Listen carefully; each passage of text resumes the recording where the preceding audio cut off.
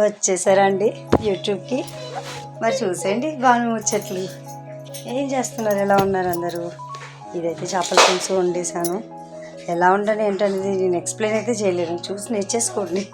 కానీ నేను వండినట్టు మాత్రం ఎవ్వరూ వండుకండి, ఎందుకంటే టేస్ట్ పీక్స్ లెవెల్లో ఉంటుంది. జన్మలో మర్చిపోలేం. స్వర్గానికి దారి చూపిస్తుంది అలా నా వంటలు. చేసుకున్నాక తప్పదు కాబట్టి పతిదేవుడు ఏదో తినేస్తున్నాడు, కానీ మీరెవరు ట్రై చేయకండి, సరేనా? చూస్తున్నారుగా వచ్చి రాని వంటలు ఏదో అలా చేసేస్తుంది.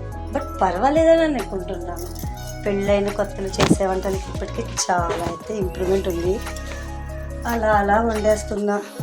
నచ్చినా నచ్చకపోయినా, బాగున్నా బాగోకపోయినా పతిదేవుడు కానిచ్చేస్తున్నాడు.